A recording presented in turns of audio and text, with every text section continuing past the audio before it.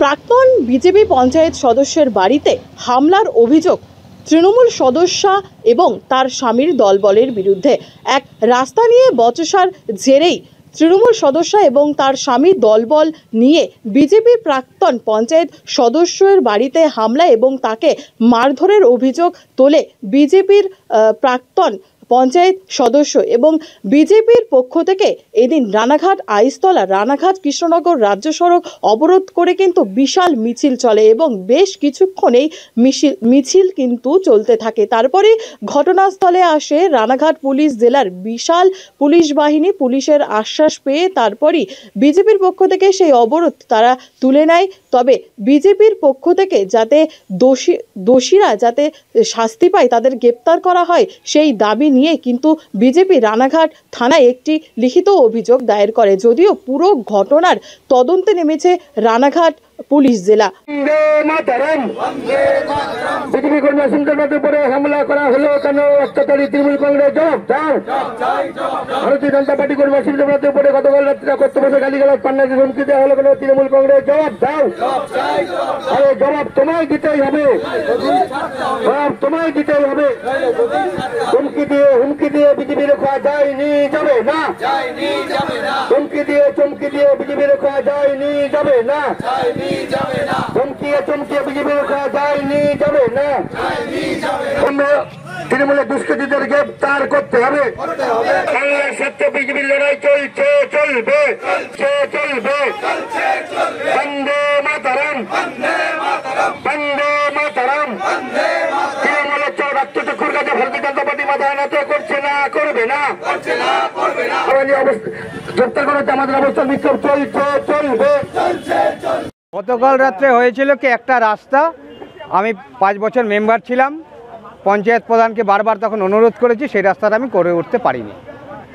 কিন্তু আমি আমাদের এই প্রধান হওয়ার পরে আমি এই প্রধানকে বলেছিলাম, ম্যাডাম যদি কখনো সুযোগ থাকে তাহলে আমার এই রাস্তাটা একটু নজর দেবেন, একটু করে দেবেন।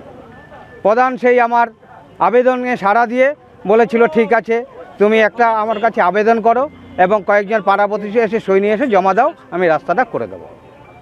এটা যখন আমি কালকে এই রাস্তা আমি যখন এই দরখাস্তটা সই করে আমি অলরেডি প্রধানের কাছে পাঠিয়ে দিয়েছি। এই খবর শুনে ওই পঞ্চায়েত মেম্বার সবিতা দাস কিছু 7-8 জন মতো লোকজন নিয়ে এসে আমার বাড়িতে এসে চড়াও হয়। বলে, কেন লিখতে গেছেন, আপনি কি মেম্বার, আপনি এটা করতে পারেন না।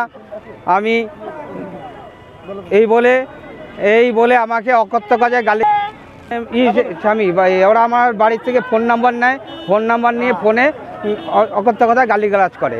তারপরে প্রধান সাহেব ম্যাডাম চলে যায়, এই সবিতা দাস চলে যায়। তারপরে আধ ঘন্টা পরে ওর স্বামী আমাকে ফোন করে, এই মেম্বারের স্বামী, সবিতা দাসের স্বামী দেবাশিস দাস। হ্যাঁ, তারা তৃণমূলের দলের, তাদের কালচারই এরকম। তারা আমাকে অত রাত্রে ফোন করে, আমি তার সঙ্গে ভদ্রভাবে কথা বলি যে, রিঙ্কু তোমাকে আমি সম্মান করি, তুমি কেন এই অসভ্য গালিগালাজ করছে? ও বলল, আমি তোমাকে থ্রেট দিচ্ছি, আমি তোমাকে দেখে নেব, কালকে তুমি বাড়ির থেকে বেরোও, তোমাকে কি করতে পারি তুমি বুঝে যাবা। এই কথা বলে আমি সঙ্গে সঙ্গে আমি বললাম ওকে, বলে আমি ফোনটা কেটে দিই। হ্যাঁ হ্যাঁ, ও বাড়িতে কথা বললাম তো। হ্যাঁ হ্যাঁ, এখন চাইছি যে আমি নিরাপত্তাহীনতায় ভুগছি, পরিবার নিয়ে বসবাস করি, আমি এই কারণে প্রশাসনের দ্বারস্থ হয়েছি। প্রশাসন যাতে উপযুক্ত ব্যবস্থা নেয়, আমি এখন সেই অপেক্ষায় আমরা এখানে পথ অবরোধ করছি। আপনার নাম? আমার নাম অসীম দেবনাথ। দেখুন, গতকাল রাত্রে আমাদের প্রাক্তন সদস্য অসীম দেবনাথ মহাশয় তার নিজের যে পাড়া, সেই পাড়ায় সেখানে একটা রাস্তার বিষয় নিয়ে কিছু লোকের কাছে সই সাবুত নিচ্ছিল এবং রাস্তা মাপজোপ করছিল। সেই সময় রিঙ্কু দাস, দেবাশিস তার নাম, সেই ছেলেটা প্রথমে ফোন করে তাকে অকথ্য ভাষায় গালাগালিজ করার পর আমাদের অসীমবাবু, যিনি মণ্ডলের ভাইস প্রেসিডেন্টও আছেন এই মণ্ডলের, তিনি সোজা তখন সেখান থেকে বাড়ি চলে আসার পর কিছুক্ষণ পর সেই রিঙ্কু দাস, দেবাশিস কিছু সমাজবিরোধী দুষ্কৃতীদের নিয়ে হাতে বিভিন্ন ধরনের হচ্ছে লাঠি সোটা দা নিয়ে, এবং তার সাথে তার স্ত্রী হচ্ছে এই গ্রাম পঞ্চায়েতের তৃণমূল কংগ্রেসের জনপ্রতিনিধি সবিতা দাস, তাকেও সঙ্গে নিয়ে কিছু সমাজবিরোধীদের সঙ্গে নিয়ে আমাদের অসীমবাবুর বাড়িতে গিয়ে চড়াও হয়। অসীমবাবুকে না পেয়ে তার বাড়ি ভাঙচুর করার চেষ্টা করে, দরজায় ধাক্কা মারে, এবং সাথে সাথে তার স্ত্রী অসীমবাবুর স্ত্রীকেও অকথ্য ভাষায় গালাগালি করে এবং তাকে এবং তার অসীমবাবুকে এবং তার স্ত্রীকে প্রাণে মারার হুমকি দেয়। সেই অবস্থায় অসীমবাবু সেই সময় কোনো রকম রাত্রির বেলায় বাড়ি গিয়ে দরজা বন্ধ করে বাড়িতে থাকে। আমরা রাত্রে জানাজানির পর আমরা সকালে থানায় দ্বারস্থ হই এবং থানার কাছে আমরা অসীমবাবুকে দিয়ে একটা অভিযোগ জানিয়েছি, এবং আগামী দিনেও এই অভিযোগ যাতে সঠিকভাবে কাজ করে তার জন্য আমরা প্রস্তুতি নিচ্ছি। আজকে আমাদের এখানে রাস্তা অবরোধ হয়েছে, সন্ধ্যেবেলায় আমরা এখানে পথসভা করব দলের পক্ষ থেকে, এবং আমরা চাই যে এই যে দুষ্কৃতি নিয়ে যে হামলাকারী যে তৃণমূল দল, সেই তৃণমূলের দুষ্কৃতীদের যাতে দমন করা যায়। আপনারা এর আগেও দেখেছেন যে এখানে রামনগর 1 নম্বর পঞ্চায়েত গঠনের সময় এখানকার তৃণমূলের আশ্রিত দুষ্কৃতীরা আমাদের বিভিন্ন পঞ্চায়েতের গ্রাম পঞ্চায়েতের সদস্যর বাড়িতে গেছে, এমনকি নির্দল থেকে যারা প্রতীক চিহ্ন দাঁড়িয়েছে তাদের বাড়িতে গিয়ে বোম পিস্তল নিয়ে গিয়ে হামলা করেছে। তার পরিপ্রেক্ষিতে প্রশাসন একটা ব্যবস্থা নিয়েছে, এবং আগামী দিনেও সেই লোকসভা ইলেকশন আসার ঠিক আগ মুহূর্তে এলাকায় একটা বড় রাহাজানি সৃষ্টি করছে, ধমকানো চমকানো সৃষ্টি করছে, যাতে বিজেপি কর্মীরা যাতে এমপি ইলেকশন লোকসভা ইলেকশনে নিজেদের মতনভাবে ইলেকশন না করতে পারে, বাইরে না বেরোতে পারে, তার একটা প্রস্তুতি পর্ব তৃণমূল কংগ্রেস করে দিয়েছে। এটার আমরা তীব্র বিরোধিতা করি, কিন্তু ধমকিয়ে চমকিয়ে বিজেপিকে রোখা যাবে না। 2019, 2018, 2019, 2021, 2023 আমরা জনগণকে সঙ্গে নিয়ে প্রমাণ করে দিয়েছি। 2024 সালের লোকসভাতেও দেবো যে এই এলাকায় তৃণমূলের পায়ের তলায় মাটি নেই, এবং এই এলাকার সর্বোপরি মানুষের আশীর্বাদ নিয়ে ভারতীয় জনতা পার্টি এই এলাকায় রয়েছে। আমরা প্রতিবাদে আজকে আমাদের রাস্তা অবরোধ চলছে, এবং সন্ধ্যেবেলায় প্রশাসন যতক্ষণ রাস্তা অবরোধ চলবে, প্রশাসন আমাদের কাছে যদি সঠিকভাবে বলে যে না তারা তাদের দায়িত্ব পালন করবে এবং দুষ্কৃতীদের গ্রেপ্তার করবে, আমাদের এই অবরোধ উঠবে। এরপরেও আমাদের সন্ধ্যেবেলায় পথসভা হবে যে জায়গাটায় আমাদের গন্ডগোল করেছিল তৃণমূল আশ্রিত দুষ্কৃতীরা। ধন্যবাদ। আমার নাম বাপ্পাদিত্য ঘোষ, আমি এই মণ্ডলের মণ্ডল সভাপতি, 33 নম্বর মণ্ডলের মণ্ডল সভাপতি। এখন আছে প্রাক্তন মেম্বারের অভিযোগ আপনি নাকি তাকে গালিগালাজ করেছেন এবং তার বাড়িতে গিয়ে হামলা চালিয়েছেন, হুমকি দিয়েছেন। না, তেমন কোনো ব্যাপার হয়নি। অ্যাকচুয়ালি ঘটনা হলো উনি 5 বছরের মেম্বার ছিলেন, থাকা অবস্থায় ওদের এমপি ছিল, এমএলএ ছিল, কিন্তু দীর্ঘদিন ধরে এই রাস্তাটা করার কথা সাধারণ মানুষ বলছে, কিন্তু রাস্তাটা উনি কোনো কাজই করেনি। আমি পঞ্চায়েতে অ্যাকশন প্ল্যান করে জমা দেওয়া হয়েছে। জমা দেওয়ার পরে রাস্তাটা হবে, উনি বাড়ি বাড়ি গিয়ে রাতের অন্ধকারে মানুষকে ভুল বুঝিয়ে সিম্পেথি নেওয়ার চেষ্টা করছে যে আমরা রাস্তাটা করে দিচ্ছি, কিন্তু অ্যাকচুয়ালি ঘটনা উনি যদি করতে পারতো তাহলে 5 বছর আগেই কাজটা করতো। 5 বছর উনি সময় পেয়েছে। আজকে আমার ওয়াইফ এখান থেকে জিতে এখান থেকে মেম্বার হয়েছে, সে পঞ্চায়েতে এর যা দরকার সব কাজগুলো করেছে।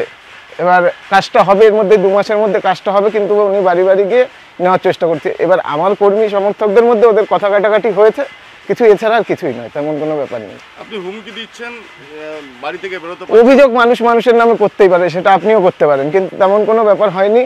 হুমকি দেওয়ারও কোনো ব্যাপার নেই। এখানে মানুষের কাজ করব বলেই মানুষ রায় দিয়েছে বলেই জিতেছি। হুমকির কোনো বিষয় এখানে নেই। রাস্তাটার কি অবস্থা এখন? রাস্তাটা একদমই নতুন রাস্তাটা যে দীর্ঘ ওই এলাকার প্রায় 1-150 মানুষ যাতায়াত করতে পারবে, সুবিধা হবে, নাহলে অনেকটা ঘুরে যেতে হয়। এই কারণে আমি রাস্তাটা আমি ভোটের আগেই বলেছিলাম জিতলে আগে এই রাস্তাটা আগে করব, এই ছিল ব্যাপার। আমার নাম দেবাশিস দাস, রিঙ্কু বলে ডাকে সবাই, ডাকনাম রিঙ্কু।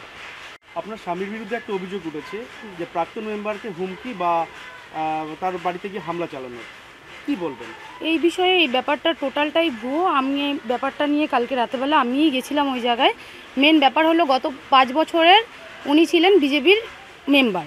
উনি এই গত 5 বছরে এই রাস্তাটা, আমাদের যেই রাস্তাটা, এই রাস্তাটা সুকোমল দেবনাথের বাড়ি থেকে চিত্তদের বাড়ি পর্যন্ত আর কি রাস্তাটা হবে। উনি এই রাস্তাটা এই 5 বছরে শুধু রাস্তা না, উনি ম্যাক্সিমাম আরও কোনো কাজই উনি করেনি এই ওয়ার্ডের।